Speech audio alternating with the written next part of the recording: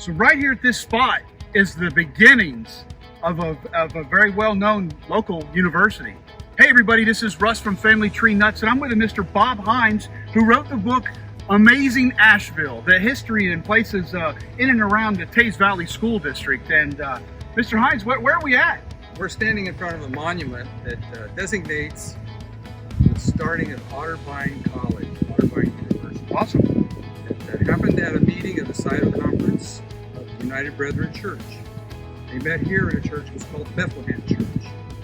Important dignitaries at that site would have been Benjamin Hanby, who was a court abolitionist at that time. Yeah. Actually, the United Brethren, they were part of the Underground Railroad.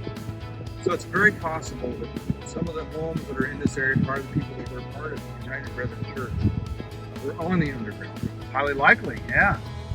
In fact, they're pretty sure they've got documentation. Wonderful, yeah. Yes, this is the place where Otterbein University started. Awesome. Most people drive by here all the time, see this rock, have no idea what it's about, but that's what it's about. So you said they had the meeting, I think, was at October 28th, 1846, and it was basically like four families had this church, but it was an association meeting for churches that were all around, I think. Yeah, there were 4 churches just around Ashville. So these would have been small churches, maybe 5 or 6 families in each one of those churches. Wow. But the Sino Conference would have included Ross County, Pickaway County, and parts of Franklin County. Okay. But there was heavy contingent of the United Brethren here in this territory. That's why it was centralized.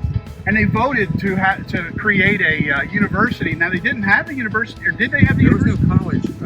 They voted to have a college, and originally the thought was that they would put it in Circle. Okay. But they found a property that was becoming vacant that had been associated with a school up in Western. Yeah. And they got it at a very low price. Yeah. That's why Otterbein University is in Western. It's in Westerville, the Cardinals. And not in Circle. Yeah, I took some recruiting visits there long ago. But you said, is it Walnut Creek back behind us there? Little Walnut Creek. Little Walnut Creek? And in Walnut Township, back in the day, there were 16 distilleries. 16 distilleries. Along that creek. Sometimes Wow. you would have grist mills associated with that, where they would grind. But that was an efficient way to move their product. Yeah. Because they didn't have railroads back then. Yeah. They could get it to the canal, but that's pretty far away. So the easiest way to transport something is to distill it, Yeah. make a value-added product, and send it off down to the side of the river and onto the Ohio River all the way. Make more money selling your corn in jars than did. bushels, I reckon, right? Yes. That's awesome. That's what it's known for. And you said there was a grist mill that was right over the hill at one time too, I think you said. There was. Awesome. So there was I wouldn't say it was a community. There were a couple families here, farmed, and they had this church. And later this church was turned into just a farm building.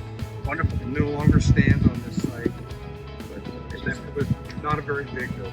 Sure, absolutely. Got this rock here. So awesome. Thanks for bringing us here. Like I said, we're at the location of the church where Otterbein University was voted upon and created. So, and hey, remember, Family Tree Nuts. Let our nuts find the nuts in your family tree.